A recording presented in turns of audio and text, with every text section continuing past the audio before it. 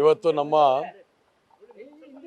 ಯಡಿಯೂರಪ್ಪ ಸಾಹೇಬ್ರನ್ನು ಮತ್ತು ಹಾಗೂ ವಿಜೇಂದ್ರಣ್ಣನ್ನು ಇಬ್ಬರನ್ನು ಕೂಡ ಭೇಟಿ ಮಾಡಿ ನಾವು ಹಾಸನ ಜಿಲ್ಲೆಯಲ್ಲಿ ಏನು ಒಂದು ಮೈತ್ರಿ ಪಕ್ಷದ ಕೂಟದ ಒಂದು ಅಭ್ಯರ್ಥಿಯಾಗಿ ಒಂದು ದೇವೇಗೌಡರು ಸಾಹೇಬರು ಸೂಚನೆ ಮಾಡಿದ್ದಾರೆ.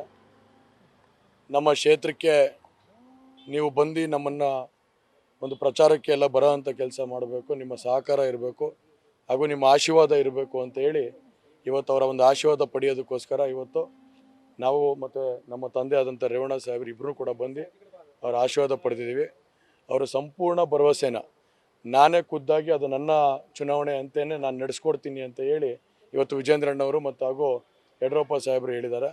ಹಾಗಾಗಿ ಅವರ ಒಂದು ಆಶೀರ್ವಾದದ ಮೇಲೆ ಮತ್ತು ವಿಜೇಂದ್ರಣ್ಣವರ ಆಶೀರ್ವಾದದ ಮೇಲೆ ಹಾಗೂ ದೇವೇಗೌಡರು ಸಾಹೇಬರ ಆಶೀರ್ವಾದದ ಮೇಲೆ ಕುಮಾರಣ್ಣವರ ಆಶೀರ್ವಾದದ ಮೇಲೆ ಇವತ್ತು ನಾವು ಚುನಾವಣೆಗೆ ಏನು ಹೋಗ್ತಾ ಇದ್ದೀವಿ, ಎಲ್ಲರೂ ಒಗ್ಗಟ್ಟಾಗಿ ಹೋಗಿ ಇವತ್ತು ನಮ್ಮ ಮುಖ್ಯವಾದ ಗುರಿ ನಮ್ಮ ಮೋದಿಯವ್ರನ್ನ ನಾವು ಮತ್ತೊಮ್ಮೆ ಪ್ರಧಾನಮಂತ್ರಿಯಾಗಿ ನೋಡಬೇಕು ಹಾಗೂ ಇಡೀ ದೇಶದಲ್ಲಿ ಒಂದು 400ಕ್ಕೂ ಹೆಚ್ಚಿನ ಸೀಟಲ್ಲಿ ನಾವು ಗೆಲ್ಲಿಸ್ಕೊಡೋ ಅಂಥ ಕೆಲಸನ ಮಾಡಬೇಕು. ಅದರಲ್ಲಿ ನಾನು ಒಬ್ಬನಾಗಿ ಅವರ ಜೊತೆ ಒಂದು ಸೇವೆ ಸಲ್ಲಿಸೋ ಅಂಥ ಕೆಲಸ ಮಾಡಬೇಕು ಅಂತೇಳಿ ಇವತ್ತು ಅವ್ರನ್ನ ಒಂದು ಆಶೀರ್ವಾದ ಪಡೆಯೋದಕ್ಕೆ ಬಂದಿದ್ವಿ. ಅವರು ಸಂತೋಷವಾಗಿ ಮಾತಾಡಿ ನಾನೇ ಖುದ್ದಾಗಿ ಇಬ್ಬರೂ ಕೂಡ 2 ಬಾರಿ ಬರ್ತೀವಿ ಅಂತೇಳಿ ಅವರು ಮಾತಾಡಿ ಅವರು ನಾನೇ ಸ್ವಂತ ನನ್ನ ಮಗನ ಚುನಾವಣೆ ಥರ ನಡೆಸ್ಕೊಡ್ತೀನಿ ಅಂತೇಳಿ ಮಾತು ಕೊಡೋ ಅಂಥ ಕೆಲಸ ಮಾಡಿದ್ದಾರೆ. ಮೈತ್ರಿಯಾಗಿ ತುಂಬ ದಿನಗಳಾಯಿತು, ಇಲ್ಲಿವರೆಗೂ ಕೂಡ ತಳಮಟ್ಟದಲ್ಲಿ ಒಂದು ಸಮನ್ವಯನ ಸಾಧಿಸಿಲ್ಲ. ಅದು ಎಲ್ಲ ಒಂದು ಕಡೆ ಒಂದು ಅಸಮಾಧಾನಗಳು ಕೂಡ ಬೀಜ ಹಾಸನ ಇಲ್ಲ ಏನೂ ಇಲ್ಲ ಆ ಥರ ಎಲ್ಲ. ಅದೆಲ್ಲ ಅವ್ರೇನಂದ್ರೆ ಪಾರ್ಟಿ ಆದೇಶಗಳಿಗೆ ಕಾಯ್ತಾ ಇದ್ದಾರೆ.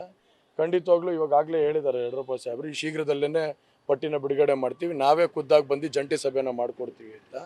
ಒಂದು ಜಂಟಿ ಸಭೆ ಮಾಡಿದ್ಮೇಲೆ ಅವೆಲ್ಲ ತಿಳಿಯಾಗಂತ ಕೆಲಸ. ಸ್ಥಳೀಯ ಬಿಜೆಪಿ ನಾಯಕರು ಕೂಡ ಭೇಟಿ ಮಾಡ್ತಾ ಇದ್ದೀರಾ, ಯಾವ ರೀತಿಯಾಗಿ ಸರ್ ಅವರಿಂದ ಒಂದು ಸಮನ್ವಯತೆ ಒಂದು ಸರ್ ಎಲ್ಲರನ್ನೂ ಭೇಟಿ ಮಾಡ್ತಾ ಇದೀವಿ, ಎಲ್ಲ ನಾಯಕರುಗಳ್ನೂ ವಿಶ್ವಾಸಕ್ಕೆ ತಗೊಳ್ಳೋಂಥ ಕೆಲಸನ ಮಾಡ್ತಾ ಇದೀವಿ. ಎಲ್ಲರೂ ನಮ್ಮ ಮೇಲೆ ವಿಶ್ವಾಸ ಇಟ್ಟು ಇಲ್ಲ ಖಂಡಿತವಾಗ್ಲೂ ಈ ಸರಿ ನಾವೆಲ್ಲ ನಿಮ್ಗೆ ಆಶೀರ್ವಾದ ಮಾಡ್ತೀವಿ ಅನ್ನೋ ಒಂದು ಭರವಸೆ ಕೊಡ್ತಿದ್ದಾರೆ. ಹಾಗಾಗಿ ಎಲ್ಲರೂ ವಿಶ್ವಾಸಕ್ಕೆ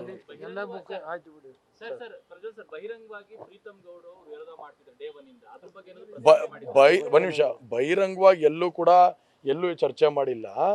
ಅವರು ಕೂಡ ಒಂದು ಸ್ವಲ್ಪ ಅಸಮಾಧಾನ ಆಗಿದ್ರು, ಅದನ್ನು ಸರಿಪಡಿಸೋಂಥ ಕೆಲಸನ ಮಾಡಿದ್ದೀವಿ. ಈಗಾಗಲೇ ಅವರೆಲ್ಲ ಹೊಂದಾಣಿಕೆಯಲ್ಲಿ ಮಾಡಬೇಕು ಅನ್ನೋ ಒಂದು ದೃಷ್ಟಿಯಲ್ಲಿ ಮಾಡ್ತಿದ್ದಾರೆ.